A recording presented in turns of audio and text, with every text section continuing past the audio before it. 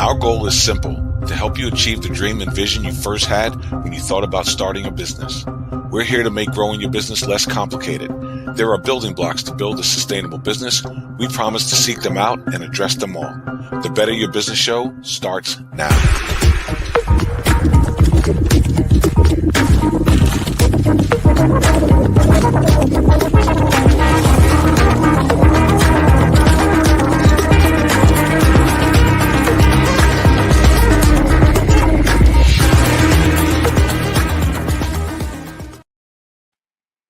Good morning and welcome to the Better Your Business Show, where failure is not required. Learn from our panel of industry experts as we teach you how to better your business. I'm Natalie Essman, financial strategist and your host. I'd love to introduce you to our panel today. We have Shanna Mavis, executive consultant, Todd Social, chief marketing officer, with us today. Hey, Jen. Good morning. Yeah, we know that if you're a business owner, then you're a visionary. You are actively taking the steps to establish financial freedom and leave a legacy behind.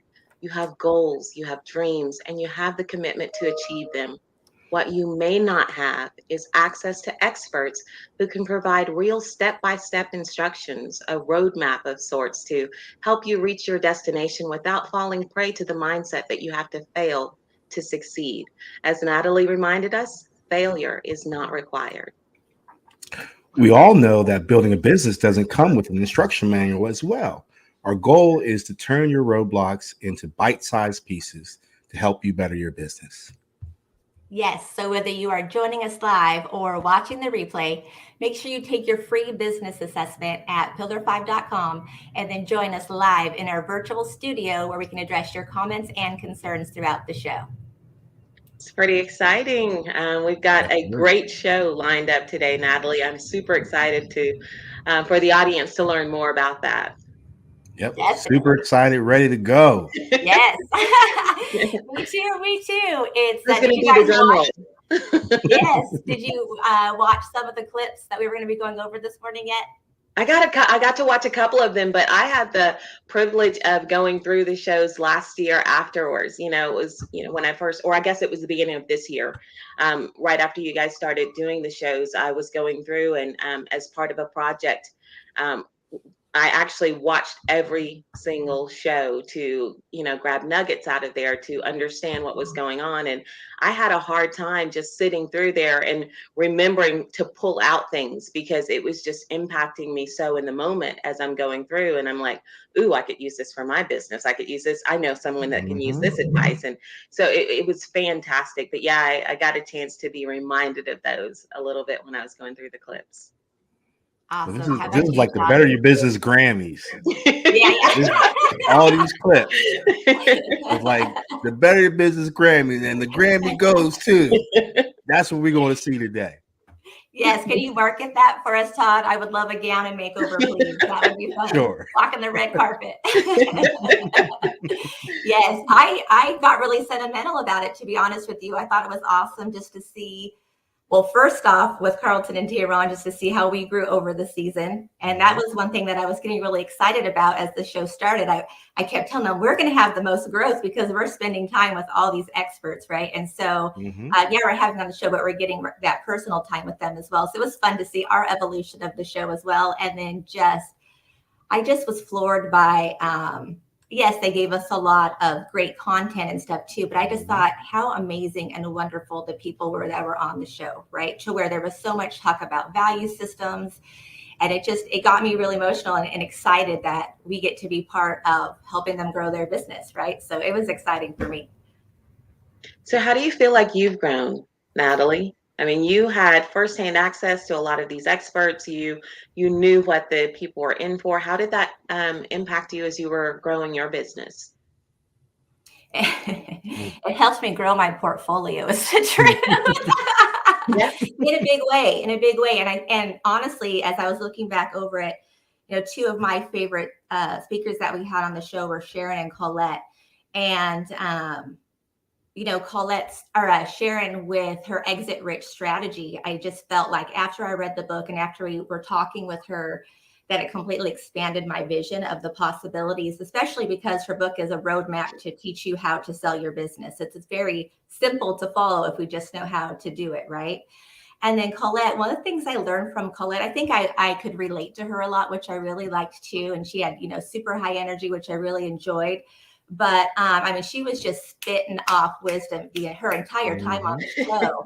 And one of the biggest things I got from her too is like, if I needed to sell ice to an Eskimo, I'm taking Colette. I mean, really, she's a powerhouse woman, and I learned so much from her about marketing and how to change our perspective of our products.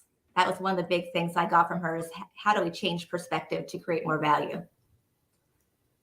Yes, she's pretty amazing. She helped just watching that show. And then I actually had a chance to sit and speak with her for about 30, 45 minutes to understand her experience with Pillar 5. And in talking to her during that time, it really helped me understand more of the direction I wanted to take my business. And it was just so beneficial because the way that she breaks things down, it's just so practical and real, and it makes it easy for you to understand. And she's gone through a lot of these things. She's not just, reading a book and regurgitating and just telling you. She's actually gone through a lot of these things. These are tested processes and, just proven methodologies that she's, imparting to everyone. So Colette was one of my favorites as well. I mean, it's hard because there are so many good people in each show. I'm like, ooh, that's my new favorite. But yeah, she was a very powerful speaker. And I think there's so much wisdom in that show. I would highly recommend, people going back through and watching these shows again, because you're going to find something without fail that's going to help you over that hump, help you where you're stuck. They'll help you understand some of the things that either you need to do differently or that are coming ahead. And you'll need to be mindful of to make sure that it doesn't, cause you to stumble then. Definitely. Did you have someone, Todd, that stood out for you? Well, Sharon always stands out for me, because she drops a lot of really good elemental truth bombs. That's why I say it's like the Grammys to me, because it's like you have these people that share so many different things and so many different resources. The value add that you get from what they're saying. Sharon for me, Colette, it's like, okay, if I'm gonna go to war and solve world problems, I'm taking Colette with me. Definitely. Seriously. We're in the trenches, you're coming with me. Yeah, she solves and highlights a lot of things that I think a lot of business people need to have in their framework. So to me, it's like you got to have these tools in your toolkit. These people who are giving you these resources, these value adds, so you can actually become more of a whole, business owner, a whole entrepreneur, or a whole whatever it is that you want to do as far as be successful. You should have successful value adds around you, and I think those two for me are like super important because they give you so much value add in their words. That information, you got to hold on to that, but then again, there's so much that was in season 1 where it's like, man, there's so much to grab here. It's like, can we turn this into a book? Can we turn this into a magazine? Because there's so many things to read. It's like you turn one page, you're like, oh man, this is good. You turn another page, like this is good. It's like, man, next you know, it's like we kind of red carpet strategy here. We got to get all that back. But in terms of like seeing your purpose, seeing your value, that's why I always go back to Sharon, because I feel like I resonate whenever she speaks. I resonate most with her because she makes it very, very clear. And when you have that clarity, you can be on a mission, to Mars. You can be Elon Musk when you have that clarity. You're like, boom, right. I know what I'm going to do, and nobody's going to stop me. And it doesn't matter what you say. And I think getting that clarity in her words is like really big for someone like myself. Yeah, clarity is everything, right? Mm-hmm. And hey, we might be able to get that book deal. I saw Masha Pavlova's here with us this morning. I know she just had a book. I think her book was launched this morning. So congratulations. I think it's Brilliant Breakthroughs is the title of her book. So We need a book deal, Masha. Yep. Need a book deal. For our red carpet. So awesome. So let's bring in, we have Tehran in here with us this morning. Speaking of Grammy Award winners, co-founder of I Do Systems LLC and co-host of season 1. Hey, champion. Oh, yeah, it was awesome. You're something else, champ. I just can't wait. I can't wait to get into it and just start hearing some of the great stuff that happened last season. I was floored by it. So, I mean, they could just run and it's just like take your notes, go catch it on Roku, catch any other shows that the LA Tribune are doing, because you never know what kind of jewels and gems you just might grab by being at the right place at the right time in the right state of mind. So, yeah, man, I'm just excited to sit back and view it all too, just like everybody else. Awesome. And it looks like Masha said November 10th is the launch of the book. Awesome. So countdown is on, Masha. Yeah. Awesome. You guys ready to get on? what first? Oh, go ahead. I'm sorry. Oh, I just wanted to find out from him because he was very instrumental in putting all of these clips together. So he got to experience it firsthand. He watched the replays. He's now gone through it again with a more critical eye. So what are some of the things that stood out? How do you feel like it's benefit this whole experience? Season 1, how did that benefit you? You're right, Shanna. By going through it, it helped me look at it like they were all in the same room together. And it was interesting. None of them knew each other. Well, I'm sure they knew. Some of them know each other. But there is no secret to success. There's a system, and there's a large group of people that have it, that get it, they know it. Because they all say the same thing. We weren't prepping them. They were coming, bringing information in, and everyone was saying similar things like, you got to do a one-page business plan at least. You got to have a strategy in place. You got to begin with the ending in mind. Your mindset is everything. Like the books that we got from Think and Grow Rich, from Rich Dad, Poor Dad, it really helped like make it just evident. Like there's no secret. There's a system. There's things that once you do them over and over consistently, you're going to end up at a certain destination. And that was really like reassuring to me, because during the journey, during the process, there's no tangible things to show you that you're going the right way. All the things that are evident to you will make you want to change what you're doing, from people you're hearing to results that you're getting or not getting that may not be tangible. So it's real satisfying to know, oh, this is the right way. This is the way to go. They say by the time someone finds out your worth, you'll be worth more. Just keep your head down and keep going. Yes. I like that. Well, I think that's a lot of what Todd was touching on too, even with Sharon, right? It's when you have that clarity. You got to have that clarity. Otherwise, you can be torn in all different directions, opinions. You should do it this way, that way. You just have to have clarity and get your head down. And again, going back to the Pillar 5 software, there's a roadmap. Yeah. Right? Oh, and I want to give a great shout out to Jamie Soto at A Splash of Color Printing. He came through like a champion to help us have this and have this content put together for today's show. So Splash of Color Printing, they do great work. Creative Wolf. There's too many people to start naming. I feel like I am at the Grammys. First, I want to thank this person, then I want to thank there's too many people to thank. It's the Grammys. If there's a result of something that you see, there's countless people that are worthy of the thanks for that. It's always bigger than what you see. Always. Don't look with your eye. Look with your eyes. Look with your heart. Because there's so much more that you're not going to see. There's so much to hear that's not going to get said. It's just a way of being. Just be. But let's get to it, man. Let's get to it. Thank you, Jamie. We appreciate all your support always. So yes, let's get into clip 1.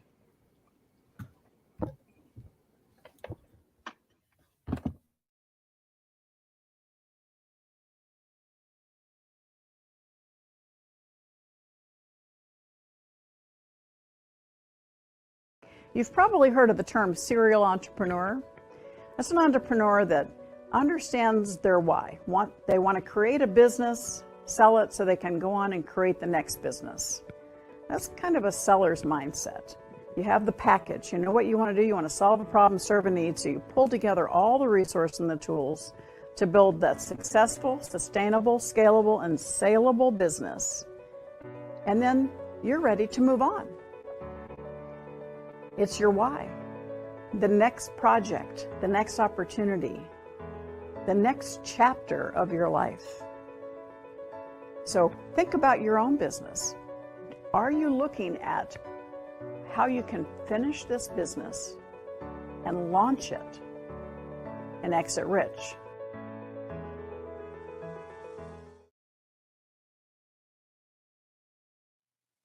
how can new entrepreneurs who are just starting out, how can they actually design their business, not just to make a profit, but to sell for a profit in the future? Well, Teron, that's a fantastic question, because let's start with most entrepreneurs. They end up, as you guys mentioned, they were employees, they were in a group environment, and they have their passion. They want to go out and they want to solve a problem and serve a need. So they jump out into entrepreneurship and realize it's pretty lonely.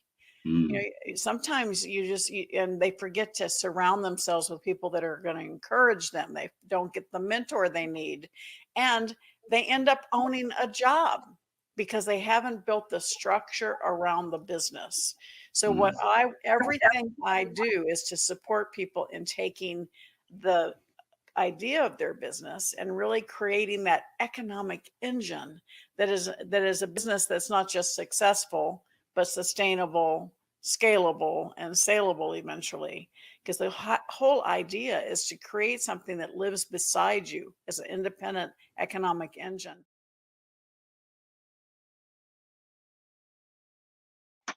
Wow, wow. I found myself, just nodding my head, ready to, because, it was just like, yeah, she's so spot on with that. It's lonely out there. If you aren't surrounding yourself with people who can mentor you, who can pull you along, who can, help you grow, you're going to have a hard time, fulfilling the rest of that successful, not just successful, because that's subjective. It means something different to all of us, but that sustainable, scalable, and saleable business.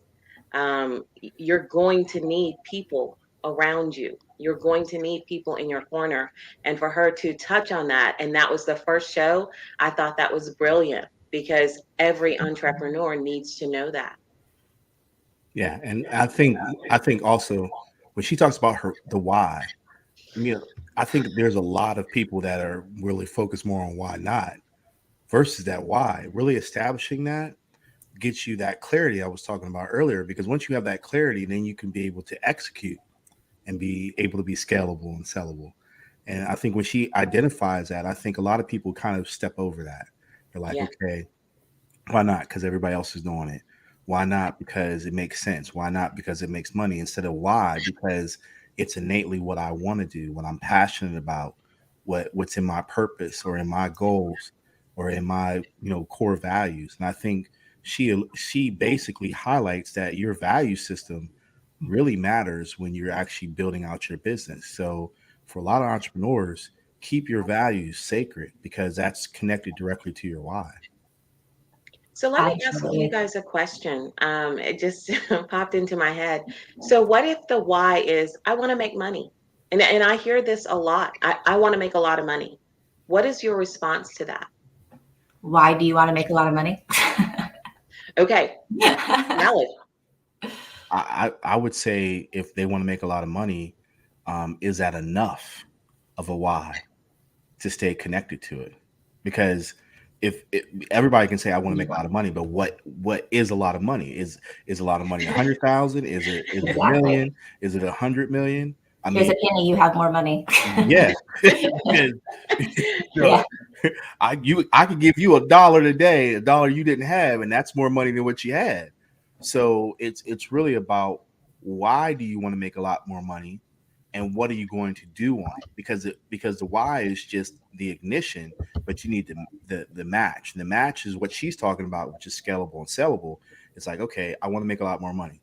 All right, but make a lot more money doing what? What is your what? So why is how you think of it, but what is your what from that? See, for me, it's like, I want to make a lot more money, but helping people. So by helping people and then connecting communities, that connects to my why. Why do I do that? Because when I was young, my mother, who raised me, also went to school full time, also worked full time, and she went to law school full time, and she became a judge, because her why was she wanted to have a better life for her kids, but her what was she wanted to become something substantial in life that can impact future generations. So a lot of people get stuck in that. They'll say, why? Why? Because it makes more sense being rich versus being poor. But you can be rich with no money as long as you have a what that connects you to your growth.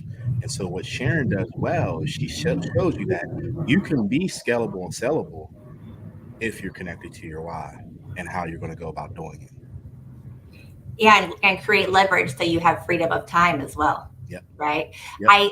I highly recommend the book. If you haven't read the book, exitrich.com, I think you can buy it on Amazon. Get the book. Yep. It completely changed conversations that I'm having with my CPA, right? As I'm looking and purchasing more assets it completely changed the whole picture for me. And so I just highly recommend it. That one's going to completely stretch your vision for sure.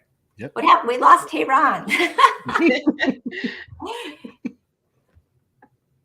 Maybe he lost reception. Yeah. Oh, there he is. Sometimes it's a connection situation. Yeah, but I love that too. I can't wait to see the next person. Yep. I'll segue. Okay. Let's segue. Feedback. We have to make. I think when we started, one of the mistakes that we made was we did market research and we said, okay, this is it. We got it. We're done. We know who it is. And we walked off. And now we're going to focus on building what we were building, only to come back a year later and go, oh, wait, we missed something. Now we have to reevaluate who our market is. Then we have to change. We have to get their feedback. We have to make the adjustments in our product and service. Then we have to price it accordingly. Then we have to do a whole new marketing plan. And then we have to do a whole new business plan. And then we have to go back out and launch. And here we are 5 years later, and we're doing it again. So are we doing it wrong because we consistently change? Or is that the right way? Should you constantly be involved in market research for your end user? Change is inevitable. And if someone doesn't like change, entrepreneurship is not your space. We are changing all the time. The only reason you write a plan is to change it. And to know what changes you need to make. There's some specific things you have to answer.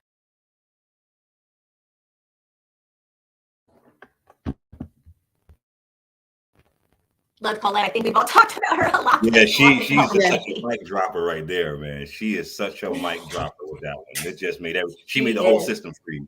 Yeah. Yes. I loved when she talked about having your multiple streams of income and building it around the hub of your passion, right? And then expanding from that. That was one of my biggest takeaways, because people can be either really, focused on just one thing. I know that I was just being in financial service. It was like, I'm going to have this, residual book of business, and that's my exit plan. It wasn't selling the business. It wasn't just like expanding and branching into other things. And, but it makes sense when you look at it from that perspective. What can I add to what I'm already doing where I can be creative, still go my brand and create other revenue streams? Yeah, man. Yeah. Got to be fluid. Got to change. I'm going to go get the next clip ready. I love that she said the only reason you write a plan is to change it. Because that's a step that a lot of business owners miss, is writing it. And that's one thing. And I'm guilty of it too. It's not like I'm immune to this thing, where I actually have to stop, sit down, write down what I'm trying to accomplish, even the why behind that. Why am I going to take this particular step in my business now? Pillar 5, of course, helps you understand and take the right steps at the right time. But barring having that application available to me, it was, I'm going to make these decisions, but sitting down and actually creating that plan, it helped me understand, where I was going, what I was going to do, the clarity that we talked about. But then when it needed to change, because the market does change, the needs of people do change. And so when that change needs to happen, I can go back to this document and take this step, this particular step. It doesn't need to be reworked completely. It needs to be reviewed, and the areas that need to change. But it's hard to do that if you don't have anything that you can refer back to. If you're relying just on what's in your head, it changes all the time, because you've got constant input from different places that jumble things up. And so if it's not written down, it's going to be, I always tell any of my clients, if it's not written down, it doesn't exist. Because you're right. You're totally right. Yeah. You totally cannot keep functioning just thinking that we live two busy lives. Yep. You cannot keep track of everything. And if you don't write this down, it will change with the next conversation that you have, and you will not advance because you're constantly going back over and over the same steps. Yeah. The biggest thing about change, I believe, is what I would call evolution, because you have to be able to evolve. And if you're not evolving, and this is where a lot of businesses kind of get stuck, they get stuck because they see change as another barrier versus evolving to something greater. And so this is why this is important, what she said and what Pillar 5 is doing, is because people are actually evolving back to where they need to change. They need to change their outlook on how they look at business. You may have a strength in marketing, but you still need to have a focus and foundation. You may have a strength in foundation. You may need to focus on finances. And a lot of it is that change, to me, is how you can actually evolve. And, I love people that journal because I think journaling helps you see that change. We talk so much about results, or we talk about the exit or seeing the end when you're in the beginning and getting that clarity. But really, a lot of people don't experience that change in their business or know how to manage that change. So this is where they get stuck in their framework. When in fact, if you're telling yourself intentionally, I'm writing this plan to change, then you're basically saying, I'm writing this plan to evolve. So when you hit that moment, you're going to evolve into something better, something greater, something smarter, something wiser. And so there was a lot of touch points there that to me resonated, because in marketing, we have to always evolve. Even when we have the complete exact plan, it's going to be this post or this picture and everything else. We have to look at the analytics and evolve from that and be able to have the willingness to change. You know what, Todd, as you were talking, I'm like, this is why he's a master marketer, because it's not change, it's evolution. It is in the way that you say things, in the way that you look at things, that, yeah, I completely agree with that. It's amazing the power of those words, and the way that just that shift in mindset makes a huge difference. We all want to evolve. Definitely. And speaking of business plans, our next clip is going to be David Chrysler, and his was about business plans. So let's see what he has to say.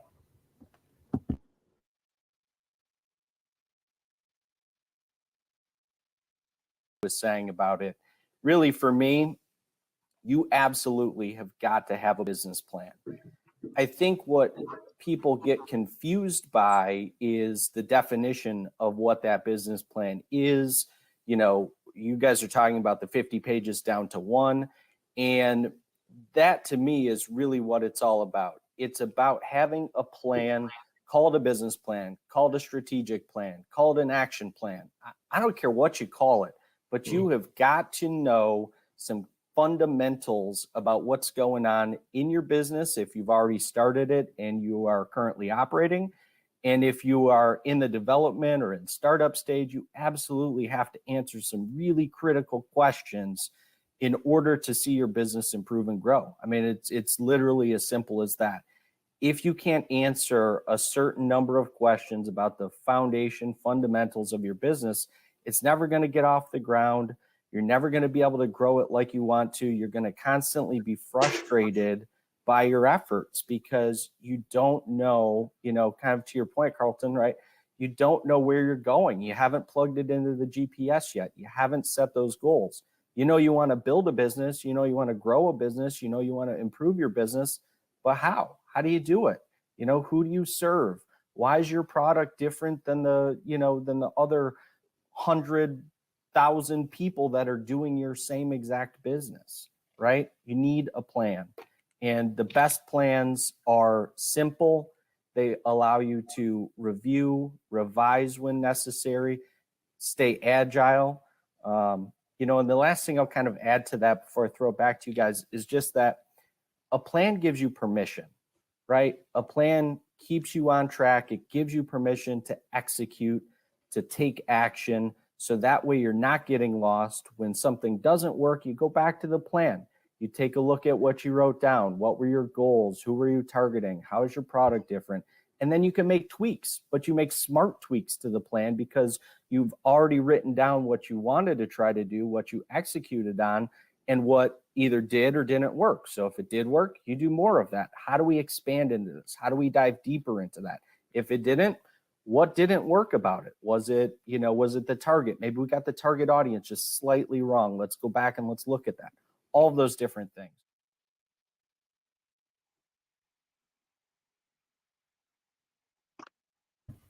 Yeah, and I love how he touches on keeping it simple and just adjusting little things as you need to along the way. I think we can make it so complicated. I've had 10, 20-page business plans, and I've had one-page business plans, and I tend to do better with the one-pagers. It's just so true. It's not overwhelming. I can look at it every morning, every night, right? See how my day was, make those adjustments, whatever. And keeping it simple just is the way to do it.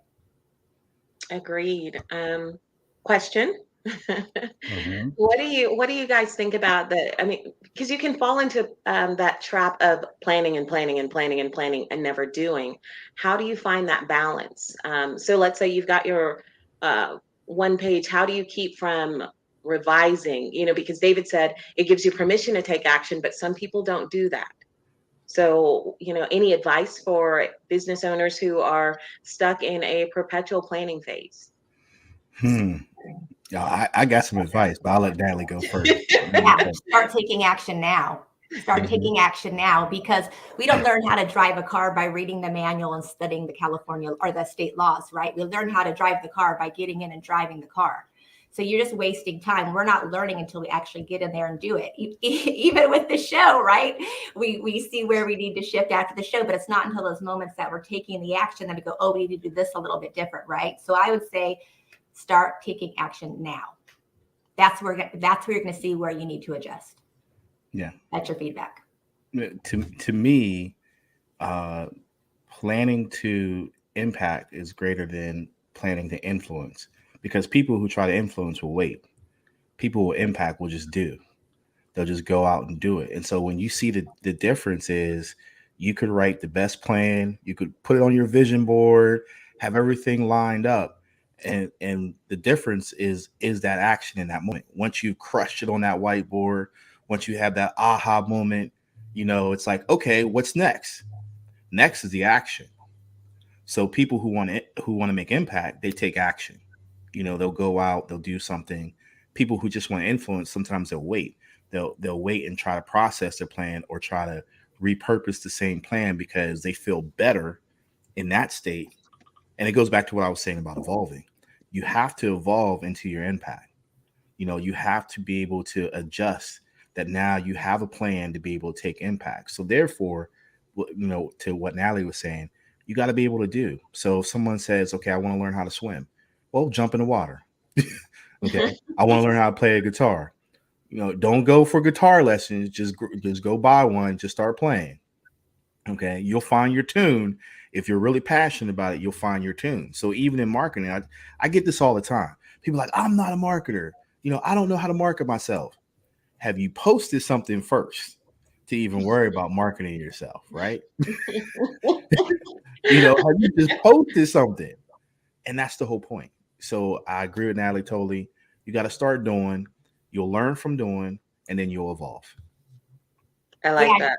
Yeah, and Todd, what you said just made me think of, again, why are we, if we're not taking action in an area, the question would be, why not? Is it something that you're not passionate about? Maybe it's not your, venture or your entrepreneurial path. Maybe you need to pick something else too, because if the passion's not there, what's the point, right?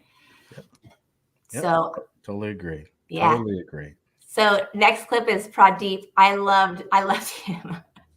Constantly focused on how to monetize your business. So I think the name of his was how to pay for what you already paid for, how to get money for what you already paid for. And it was an awesome mindset. I learned a lot from that.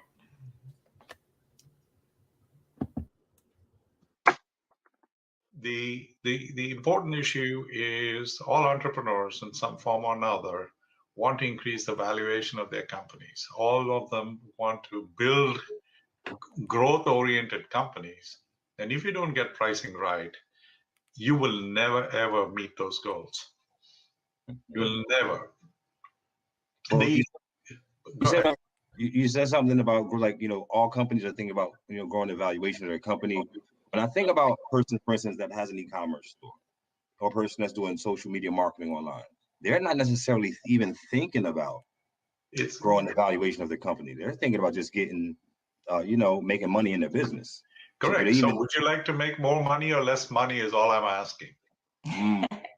Okay. The important issue is you want to be at the maximum point at any given point because it assures you a better future. And that better future could be for your family, for your pocketbook, whatever are the intentions. And one end of it is to develop a growth business. If you do something as an entrepreneur extremely well, you can turn it into a franchise. That's growth. But if you don't get pricing right, you will never get there. I'm talking about people who could be incredibly ambitious at one end, and the other one are just looking at the short term, get over the immediate shortcomings that they have in their lives today because of all these shocks that the environment has imposed on them. So to me, getting pricing right becomes incredibly and crucially important, because every transaction that takes place needs to be something that drops what I would call the maximum amount of money to your bottom line. That's why when I work with companies as well as individuals, my whole goal is how do you accelerate revenue and margins. I'm very margin focused, okay? Because margin is what you get to take home, okay? That's what you take home. It is not the top line. So if you don't get pricing right at the top line, okay, then the bottom line suffers. How does the Better Business Bureau, from your perspective, help someone with their community? So there are a number of ways that you can plug in with BBB to help grow and build your business and find that community. First of all, do what you do well, and then find others to help you do the things that you don't do well. And so I'm going to use my own business as an example, and that is we're not great at accounting.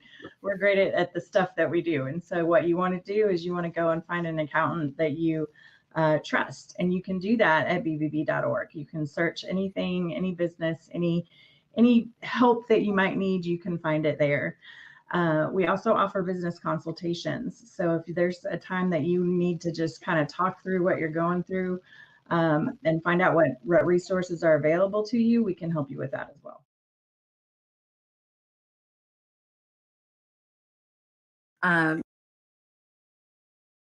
So for people who don't know, what is BNI? Why is BNI?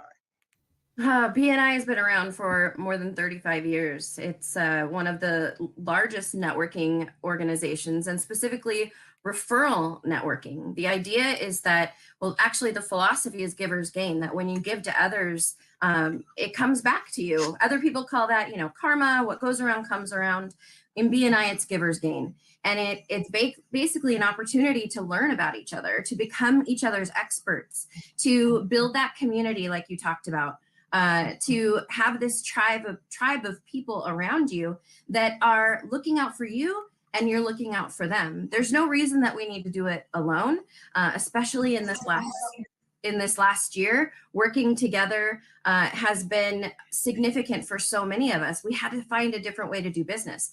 So meeting together each week, learning about each other's businesses, being able to become that resource to our clients. Who are you looking for? I become that person, and I'm better as a business owner myself because I'm surrounded by amazing people that are pushing me and stretching me and making me look towards a bigger, greater picture every week. But aside from the networking, I was Mo Rock. Welcome to the show. Thank you, guys. Welcome, Mo.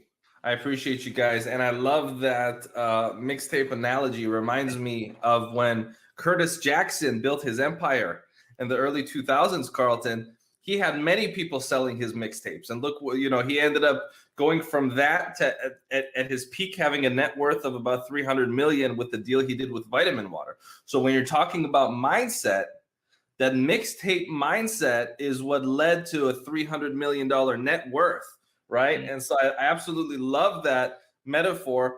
And you're only going to get metaphors like that on this show, on this TV network. So be sure to always come back and watch this show, because I love the work that you guys are doing. It's an honor for us to be able to work hand in hand with you guys on your collective mission of transforming the world by transforming businesses, and transforming businesses by transforming the way that leaders look at their business. And what's incredible about the work of Tehran and Carlton and Natalie and everyone else at I Do Systems is they're able to actually transform the way people look at their business, enhance the level of awareness that a person has. How can you fix something when you're not even aware of the problem? Or if there's not a problem, how can you increase your opportunity costs if you don't even know what the opportunity costs are? So you see, you guys haven't even asked me a question yet, and you already got me pumped up. You see how talented you guys are?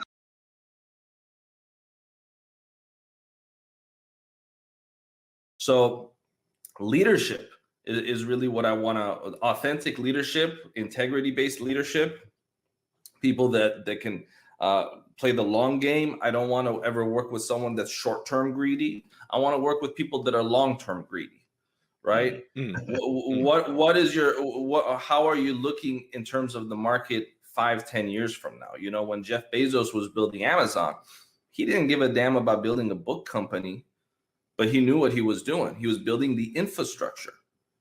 Right. For most folks, you looked at Amazon in 1996 or 1997, you thought that's a really cute company. Right. You know, that's cute. Jeff Bezos is kind of cute. Oh, look at him. He's so adorable. You know, he wants to sell books online. That's cute. Well, what they didn't realize was he was more like a genius scientist than just a book salesman, because he built the infrastructure that afforded him the opportunity to get the warehouses, to build the logistics, to develop his customer service, to develop everything that he needed. So when he flipped the switch and went full retail, he already had the infrastructure, right? And so he was able to quietly build everything out. No one understood what he was doing really for the first 10 years, right? And then when he finally flipped the switch, they're like, oh, wow. So he's not just a nerdy book salesman. He's actually one of the smartest people in the history of business. Okay, I get it now. And so think long-term, and people that have a tendency to think long-term, you know, it doesn't matter if you're understood with what you're doing now, you've got to have that long-term plan, that long-term vision. So thinking in terms of the future, okay, operating from a future perspective, not a present perspective, having good leadership qualities, and a good track record that does not consist of lots of startups that have come and gone.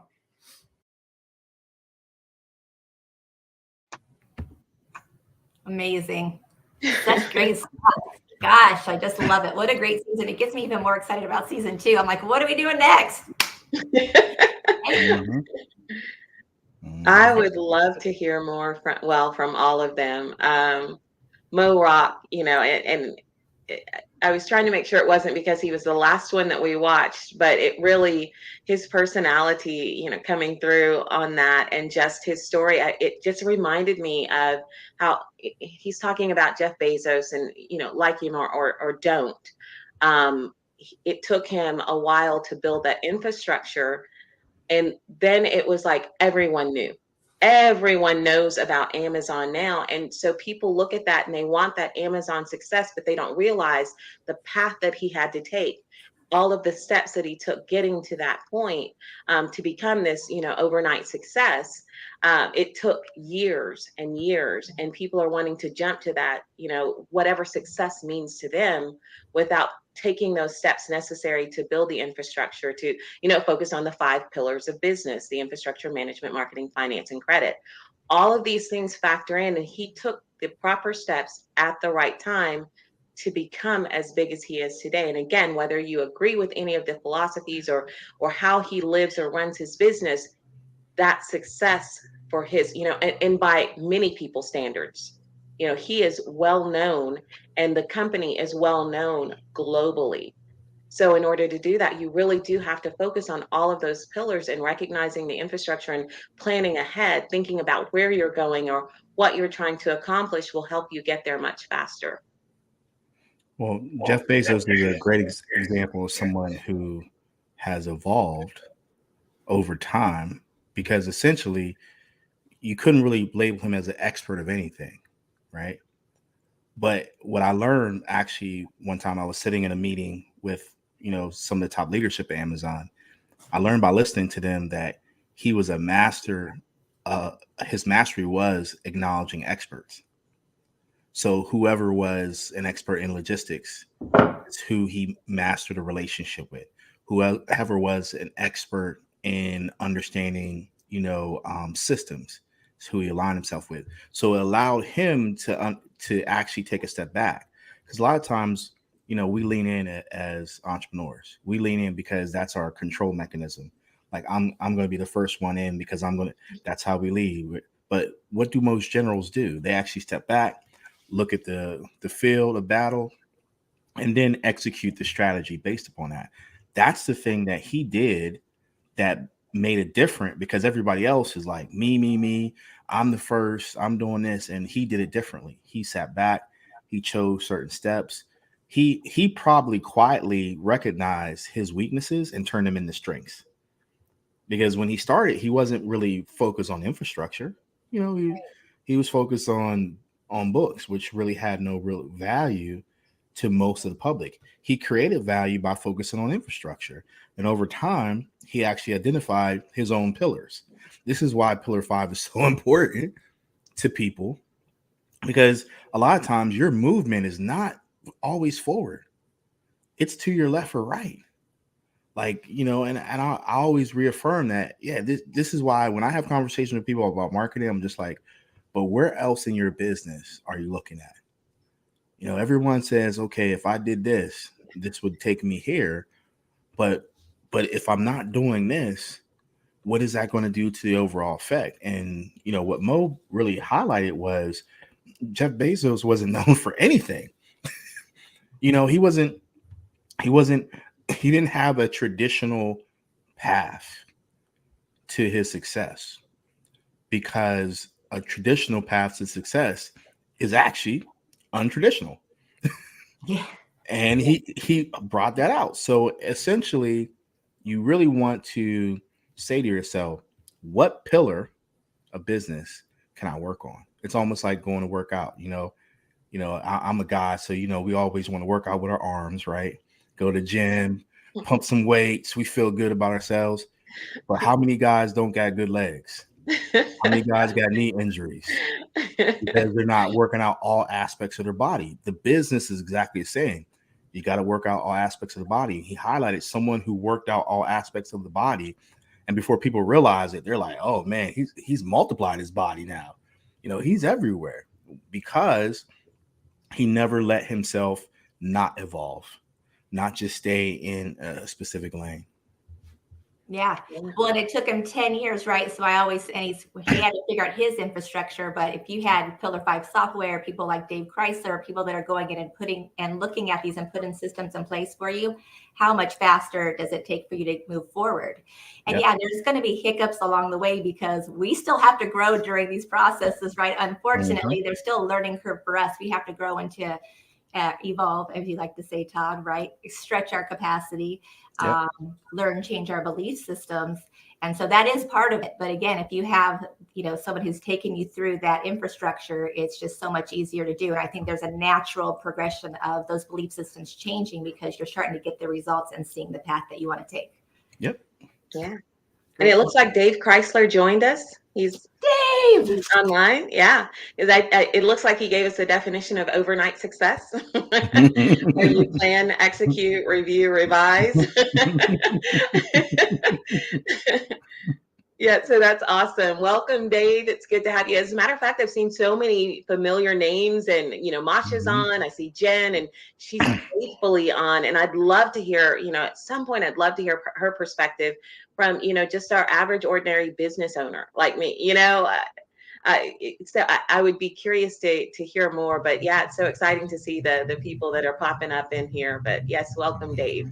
Do we have another clip ready? What's coming up for us next, Natalie? And yeah, walking into that networking room ready to speak, walking into that networking room ready to listen.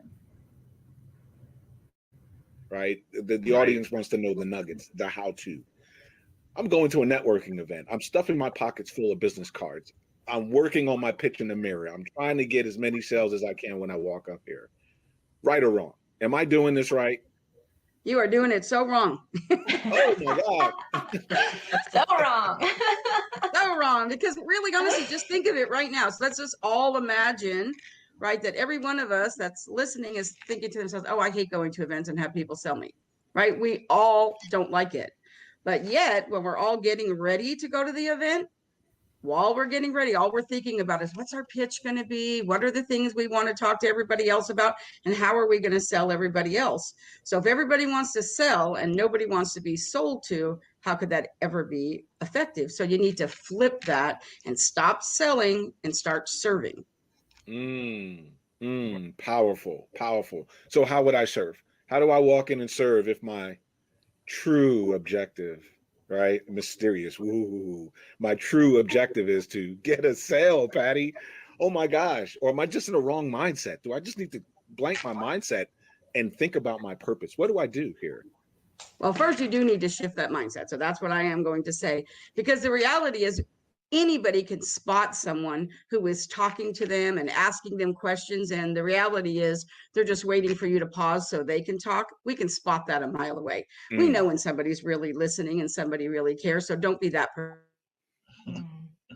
That's the first thing I'm going to say. But know why you're there. There's always important. Everybody wants to sell, right? So, I mean, there's nothing wrong with sales, right? As long as you are doing it properly and you're waiting for somebody to be open to that, right? You know, I mean, you want somebody to be like, oh, wow, and don't go talk to her because she's going to try to sell you, you know, within 5 minutes. We've all had people come up and shove business cards in our face and all that kind of stuff. Nobody wants that.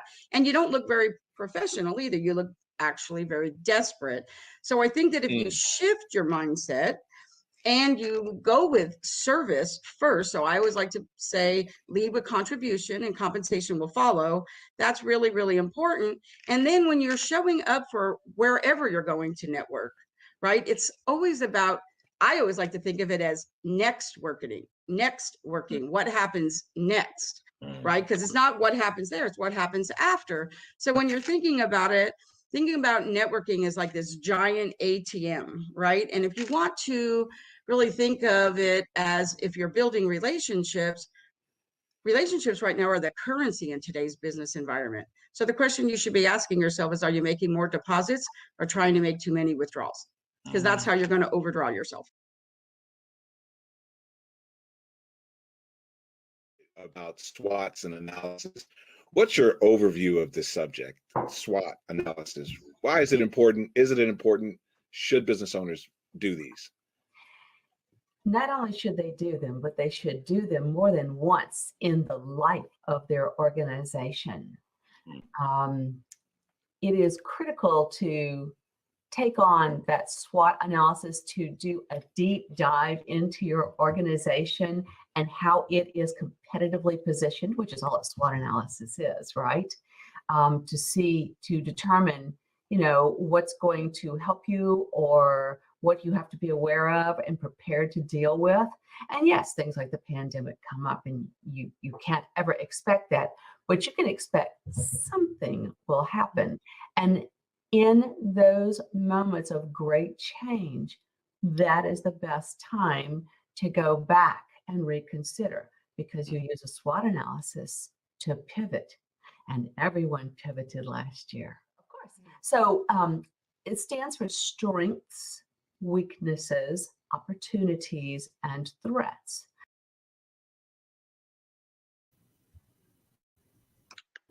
Yeah. Awesome. Yeah, that was good. I love what Masha put. Relationships are the currency in today's business, because it's so true. Relationships, credibility, that's everything. I had reached out, or actually my husband and I were playing this game the other night, and it was like, get to know each other questions things. And one of them was, what would be one thing that you would teach a young person? And it was always keep your word, because that's when your credibility starts right there. And so if you can learn that, keep your word, that's everything. Yeah, and it is stop selling and start serving. That was a powerful statement right there, and I think that's something that a lot of people overlook. It is recognizing, like she said, if everyone at the networking event is there to sell, and no one is there to really connect and understand, how I can serve others, the event's not going to be as effective. So recognizing that you're there for your why and how you can serve others has been so powerful, and it's freeing. It is, it's far less daunting for me walking into a room where I know I'm not trying to sell you. I'm not trying to convince you to purchase something that you may or may not need. I'm trying to understand, do I have anything that I can offer you, anything that you do need that will help you along the way? But I can't do that if immediately I'm like, hey, here's my card, buy from me. Mm-hmm. Where are you? What stage are you in? How, do you guys have a budget? So many things, but none of that really matters if I haven't taken the time to make that connection. And that was one of the things that I always thought about, when I was going to networking events. Kind of my mantra was connection, not collection. I don't need a bunch of business cards. Mm-hmm. I need to connect with people. I need to understand and offer, what I can to them. Whether that results in a business transaction or not, it does result in a relationship that is going to last a lifetime. Yeah, it's funny you say that, because I'm always saying to people that if you are of service to others, there'll be a solution for you. And so a lot of it I learned a long, long, long time ago, when I was a retail warrior. Like, we used to have this thing that we talked about being of service, and we used to call it soul. We used to say service on unbelievable levels. And in reality, when you have service to others, your level of yourself actually grows, because now your relationships are your resources. And like you said about, connections, not collections. If you, connect your relationships, that's really where you start to see scaling your business. And so the reality is, if you're going out in service, then someone will see that you are a solution versus seeing you selling. And so Right. that was a powerful segment there, because it's just like, it speaks to the essence of why a lot of businesses hit a wall, because when we're networking, we're not necessarily evaluating our network as our net worth. Right. We're looking for a net result. I got to connect with this person, take this business card, close this sale, close this deal today. Not, I need to connect with this person because they have something of value that I don't have, and collaborating with them would actually help my business grow. So that's a powerful segment. You could replay that for me a million times. I love that right there. Yes. Agreed. That's why you have to have your finances in place. So that's never the space that you're coming from, the state that you're coming from. Because, like she said, everyone can smell that desperation. It's very unattractive. Yep. Why do you want to do business, right? Yeah, that is not Axe. Right. Awesome. I know we're going over time a little bit, but that's okay. We have a few more clips to share from season 1. So I think we have Uni up next in the insurance industry. One of the key components of looking for funding, just to start, is what type of business that you have.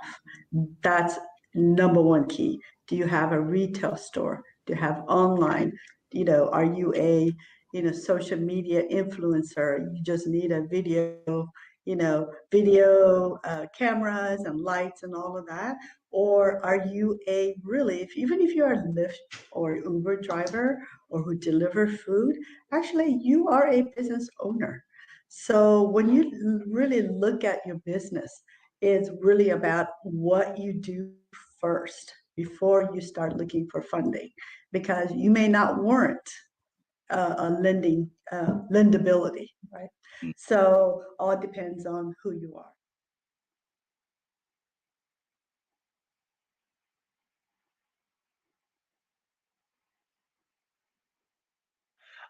Listening to that last little bit about actually being a thinker or a doer, those are two categories. I'm the type of person, I don't like to be in a box. So what happens when your thinker is a doer too? What does that look like? How do you use that? How do you leverage that? More than that, how do you recognize it? If it is always one or the other. Nick, Carlton, Jamal, anybody want to tackle that question? It's kind of a leading question. I do have a follow-up to it, but I do want to hear what your response is. To answer your question, Terrence, about am I boxed into being a thinker or just a doer? At the end of the day, we understand in business that there's a cycle. There's a cycle when you think, there's a cycle when you do. And so it's this idea that if I have a glass that's full of water and a glass that's empty, I'm going to pour my thoughts into action. Then I'm going to use my actions to create more thought. And so what you end up doing is creating a flow. So I don't want people to feel as though you have to be one way to be successful, because success itself is not a destination. It is a journey. So we have to remain fluid in our understanding of self and how our business can continue to elevate in a way that we're not boxed in. Because the idea behind business is that we continue to grow. We continue to grow in our mindset. We can continue to grow in our relationships. Tayron talked about that. When we start to transcend, we are opening ourselves up to change, understanding that change is not always bad, but change is good. If I can always predict the outcome of something, maybe I never do it. But it's this idea that, you know what if it does become what I always dreamed it to be? What if it's even beyond that? So we have to get into this concept, this understanding that I'm going to think, but I'm also going to do, but understand that I'm going to reassure myself and my thoughts because of my actions. And then I'm disciplined enough to continue to do the things that are healthy to help support my business and sustain it through relationships and connections that I grow along the journey. Awesome. I'm glad you said that, Nick. I'm about to back out. You guys went exactly where I wanted to go, and I hope that all the viewers recognized what they actually did.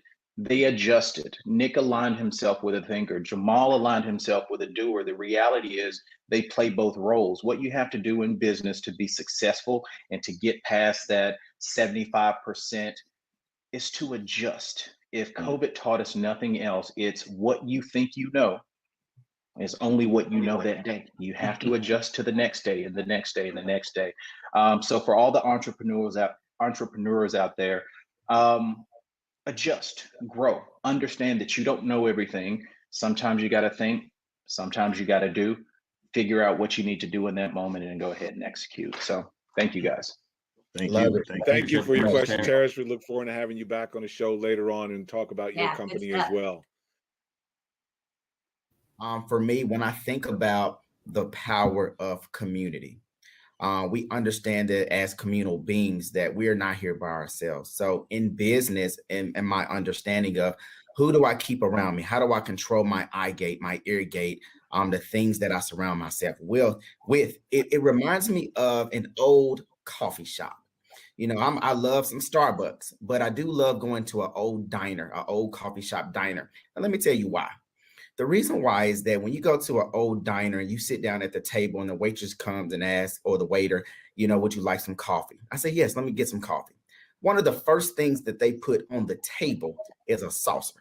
And I always thought that was very unique. And then the next thing that they put in the saucer is a cup, an empty cup. And then they actually take the actual coffee pot itself and then they pour into the cup to the point that the cup fills up so much that if the waitress or waiter is not prompted to stop pouring, they continue to pour until it overflows. And so for me, it doesn't spill on the table, it overflows into the saucer. So in business, one of the things that I've come to embrace is this idea of who is my saucer? Who are the people that are around me that when I'm overflowing with ideas, when I'm overflowing with action, when I'm overflowing with intent and vision, who are the people that are around me that's able to catch it in a way that it's not lost? Because again, the difference between that old school diner and maybe going to a Starbucks is that when you get your coffee from Starbucks, it has a lid on it. It's already capped. When you drink enough of it, when it's running empty, you don't even know until it's gone. But understanding that at the old diner, even if I drink enough of that coffee and I get down to the bottom, that community, that waitress, that waiter around me can see into my cup, and I don't have to request to get filled back up. They will come and actually fill me back up again without me having to prompt them. So in this understanding and our mindset and how we consume our energy around us, understand we have to have a support network that's going to be able to not only catch our vision, catch our action, catch where we're trying to go. That's a way for them to infuse back into us things that we thought we lost that go ahead and keeps us from being wasteful. So that's an idea around that, Matt, that I love. Community is so important. Think tank is so important because we learn from one another. Learning never stops. I don't know it all. And the first thing that I will tell anything, the only thing that I do know is that I don't know it all. And that opens me up to gain more influence from those around me. I just have to make sure I choose wisely. You are the counsel that you keep.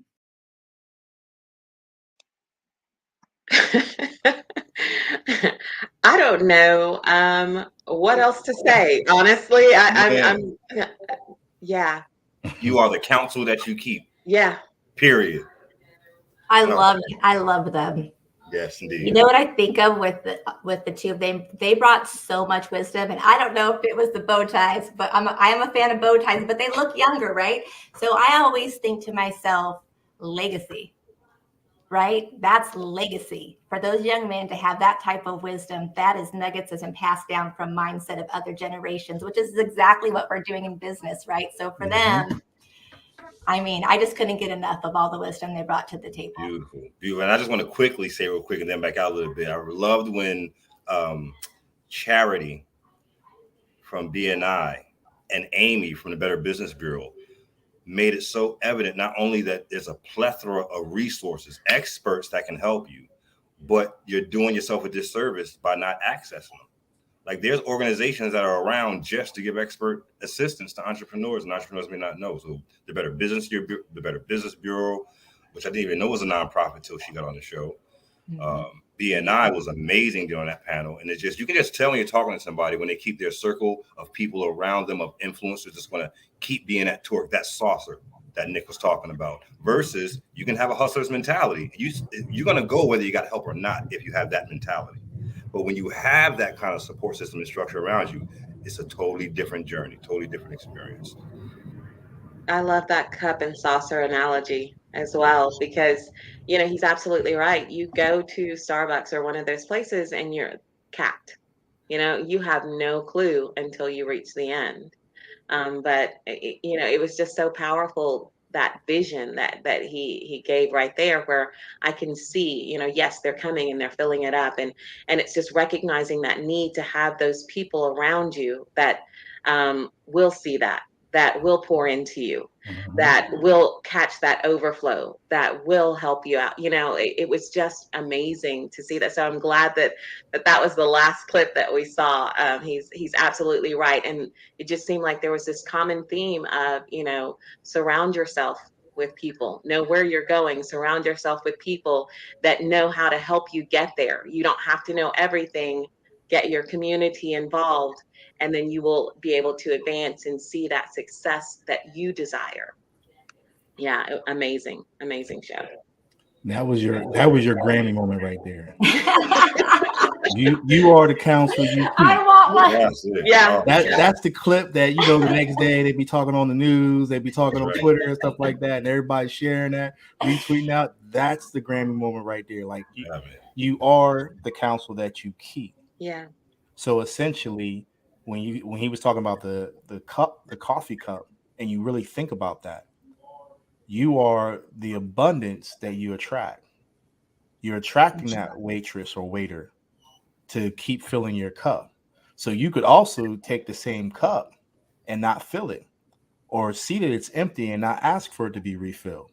So a lot of entrepreneurs need to understand you are the counsel that you keep. So if you keep people that help you to adjust, help you to evolve, help you to manifest. Use all those resources that Tehran was talking about that's out there. You are the counsel that you keep. But if you keep no counsel, yeah, man, then you have no way to adjust because you have no one to help you in counsel. Indeed. What did you think, Natalie?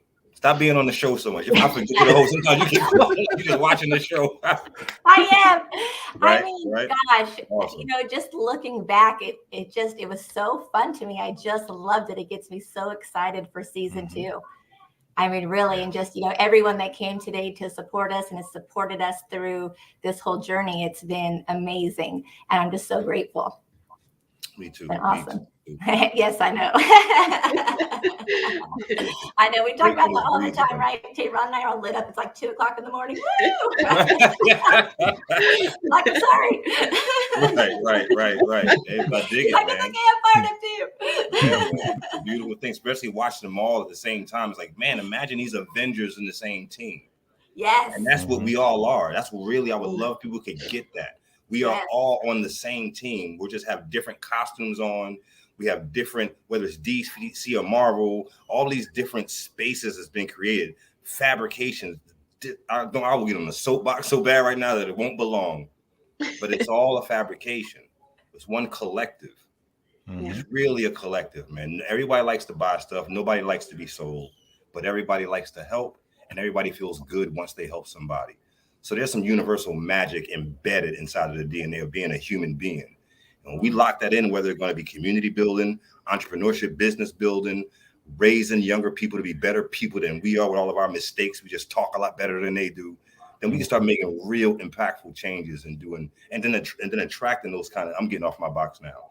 The better your business show, make sure you put it in your regular weekly ingestion. Yes. And I think we should close with that. Yeah. There you go. And get my sweater. That's right. So awesome. So I want to say thank you to the LA Tribune and IB Systems for today's sponsorship. Thank you to our panel of experts and those of us that were on season 1 with us. It was such a great journey. We're excited for season 2. And just remember, there is no secret to success. It's a system. We will see you Monday morning live, depending on your time zone, 8 a.m. PST. We'll see you soon. Have a great week, everybody. We love you. We're so grateful for you. We'll see you next week for season 2. Our goal is simple: to help you achieve the dream and vision you first had when you thought about starting a business. We're here to make growing your business less complicated. There are building blocks to build a sustainable business. We promise to seek them out and address them all.